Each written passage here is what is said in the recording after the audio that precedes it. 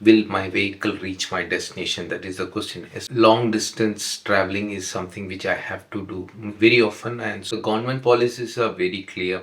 They just don't want combustion engine. I get a charging station near on my way to where I'm traveling. So is it a fast charger? The fast chargers are very important because we don't have 20 minutes or half an hour to get my vehicle charged and I can drive, means it's not a problem. Today we'll talk about some facts which you really need to know before buying a EV electric vehicle. Electric vehicles are getting popular very much in India. A lot of new companies, a lot of new models are coming up with better range, better price compared to when the EV started in the Indian market, and the kind of features, the kind of range, the kind of power these vehicles are delivering are getting better. Every model is getting better, so because they need to compete with the existing models, and even the prices also I would say it's getting better compared to the early initial ones. And I feel a lot of people are now going for EV. Even I would also want to have my next vehicle to be electric vehicle, but there are some things which needs to be looked into, some facts which we need to understand before getting into buying a electric vehicle. I know most of the people do all kind of research. I was reading some information data published, uh, data taken from or a survey done from the existing electric vehicle owners. So what were the problems that they face and what are the worries for them, so that we can also understand.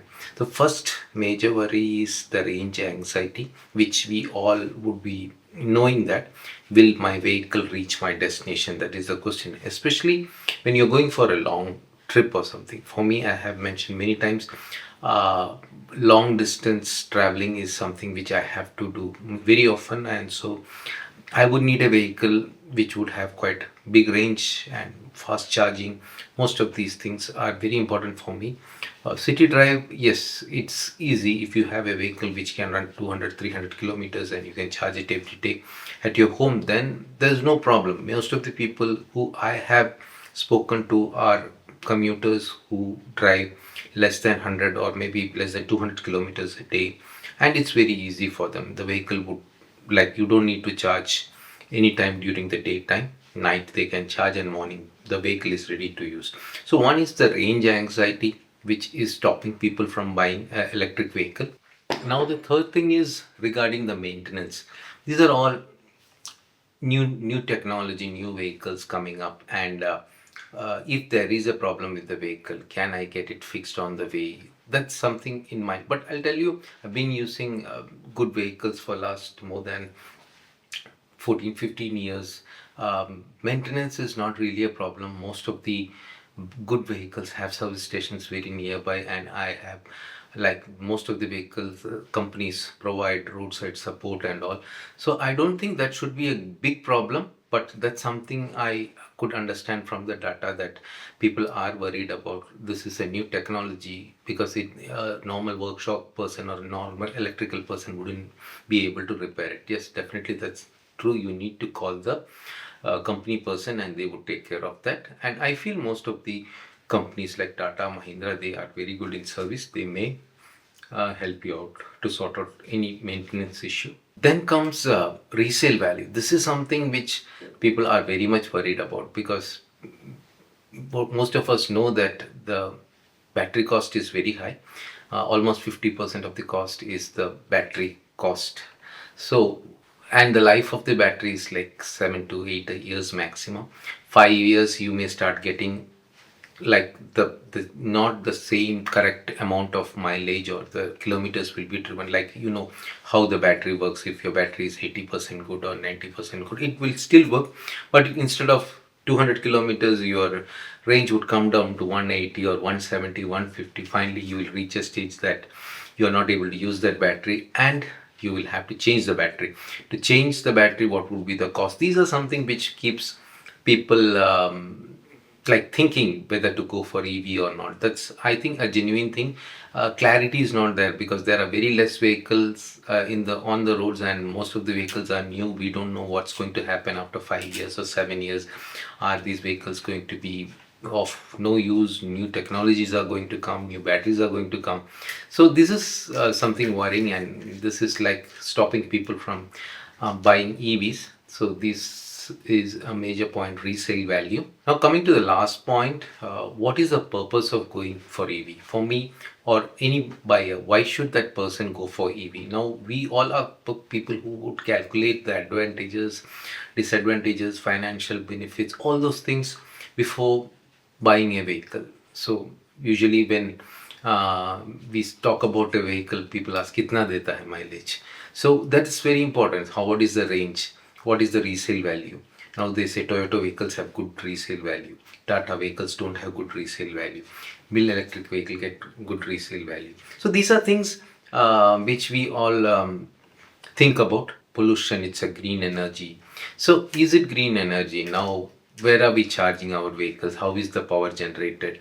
That's something which we really need to think. We are still using a lot of thermal power. We are still using power which is generated not green actually. So okay, pollution is not there from the vehicle, but still to generate that power we are polluting. So unless we reach or we can generate power without polluting, I don't think there's a big meaning in this. Second thing is we need batteries, and how are these batteries made? Uh, that industry, is it polluting? Is it doing more harm than the vehicles? Because now the latest vehicles are like BS6 vehicles, they are very less polluting. Is it worth to do that? Is the purpose being served? Pollution part is something which I am sure it's not happening the best. But again, these are steps which we need to take. We need to address issues and move forward and achieve the goals. These are things which we need to work on. Pollution is the first thing. I don't think that's being achieved using electric vehicle, because very few people would be using solar panels to charge their vehicles. All the commercial charging stations are taking power from places where power could be generated by thermal power plants. So we need to think on that. Then battery disposal. How are these battery going to be disposed, reused?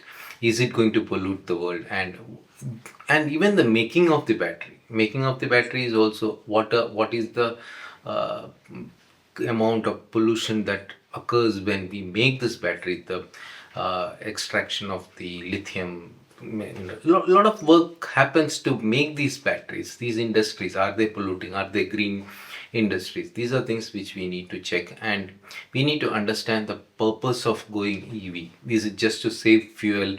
Is it just to save money? Like, okay, your driving cost per kilometer comes down, but you are investing quite a big amount of money to buy the vehicle. It doesn't really make sense that if you're driving only 10 to 15 kilometers a day, you're going to save money for fuel. I don't feel so. So there are so many things which we need to understand and come up with clarity. And again, but the government policies are very clear.